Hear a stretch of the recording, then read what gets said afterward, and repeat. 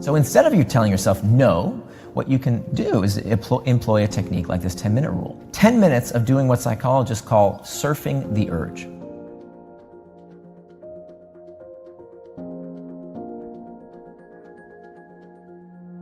Why do we do things against our better judgment? I mean, this is an age-old question. When we know what to do, why don't we just do it? And particularly in today's age where we have the world's information at our fingertips, we don't have the excuse of not knowing what to do anymore. Who doesn't know basically how to lose weight? What we're lacking is the ability to follow through. We're lacking the ability to avoid distraction. Getting ahead in life is not just about doing the right things. It's about avoiding not doing the wrong things. So let's start with defining what we mean by distraction. So the best way to understand what distraction is to understand what it is not. So the opposite of distraction is not focus. The opposite of distraction, if you look at the etymology of the word, the opposite of distraction is traction. They both come from the same Latin root, meaning trahare, which means to pull. Traction is any action that pulls you towards what you want to do, things that you do with intent. The opposite of traction is distraction, anything that pulls you away from something that you didn't plan to do, or that you plan to do, something that you are not doing with intent. We have two things that move us towards traction and distraction. We have what's called an external trigger or an internal trigger. External trigger is what kind of everybody blames on distraction, right? It's the pings, the dings, the rings, anything in your environment that prompts you towards traction or distraction. Now, they're not inherently bad. These tools are not somehow evil. If a notification on your phone says, hey, it's time to wake up and hit the gym, or it's time to go to that meeting, or it's time to do the thing you plan to do, it's moving you towards traction. So those are the external triggers, but it turns out, even though we love to blame those things, we think that that is the root cause of the problem. In fact, the psychology of distraction goes much, much deeper. That most distraction, it turns out, is not spurred by the external triggers at all. Most distraction does not start outside of us, but rather starts from within. That the root cause of why we become distracted is because we feel these internal triggers, these uncomfortable emotional states that we seek to escape.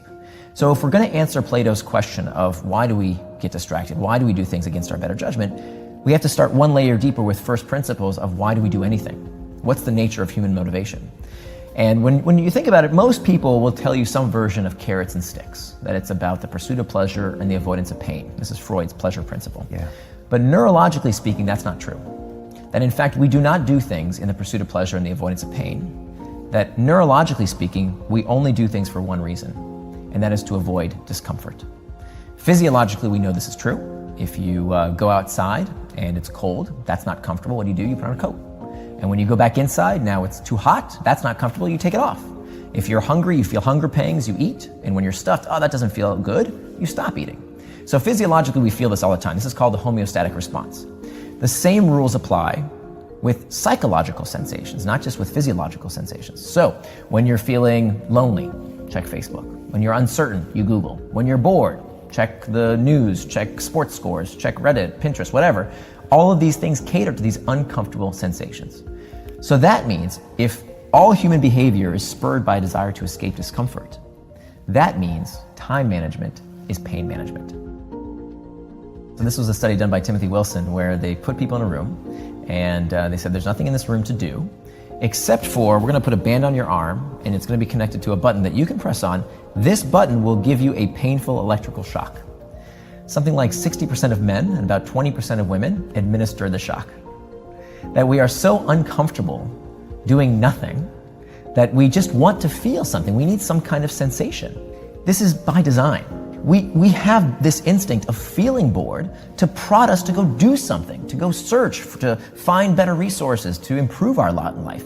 And that's not necessarily a bad thing. We form these habits by by learning what provides relief. I mean, if there's one thing that our brain is incredibly good at is pattern matching. So if the brain feels discomfort and then finds something that can relieve that discomfort, that's what it forms the habit around.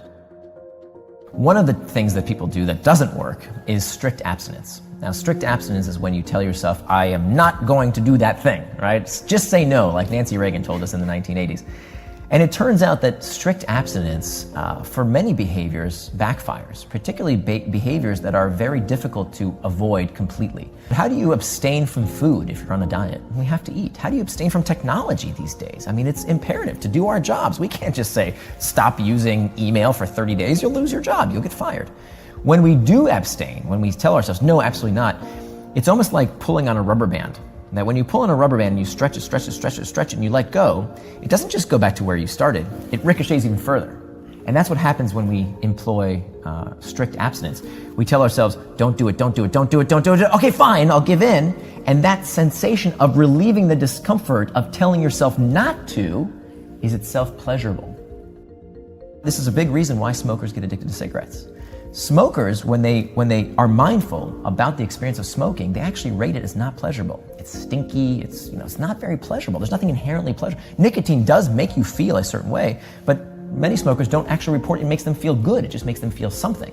What gets them to keep smoking is not only the physiological effects of the nicotine, what more so gets them addicted is telling themselves, don't do it. Finally, I smoke.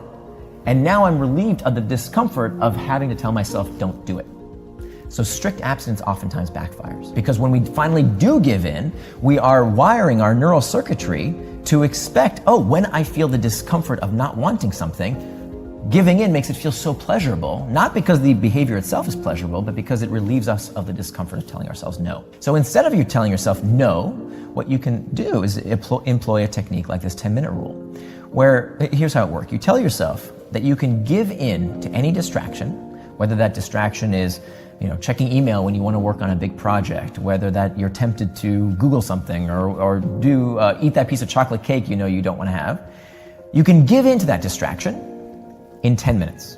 10 minutes of doing what psychologists call surfing the urge. When it comes to these uncomfortable emotional states, we know that emotions don't last forever. In the moment, we think they will last forever. That's how the brain spurs us to do something about it, right? It spurs us to action by making us think, I don't want to feel this way anymore. But logically, rationally, when we think about it, emotions are like waves. They crest and they subside. So we can surf these urges like a surfer riding a wave. So for 10 minutes, what I oftentimes do, I'll take out my phone, I'll say, set a timer for 10 minutes, I'll put my phone down. And my job for those 10 minutes is to simply reflect on that sensation and talk to myself the way I would talk to a good friend, with self-compassion. So what many people do when they tell themselves no, when they try and not get distracted, they fit into two buckets, the blamers or the shamers. The blamers say, it's my phone that got me distracted. It's Facebook, it's YouTube, it's Slacks. That thing got me distracted. The shamers, this is the category I used to fall into, say there's something wrong with me. Maybe I'm not cut out for this job. I'm lazy. I have a short attention span. There's something wrong with me, right? And we shame ourselves. And of course, that's not helpful either, because where does this shame spiral lead? It causes more internal triggers, which makes us even more likely to seek a distraction to escape that uncomfortable emotional state. So how do you diffuse it?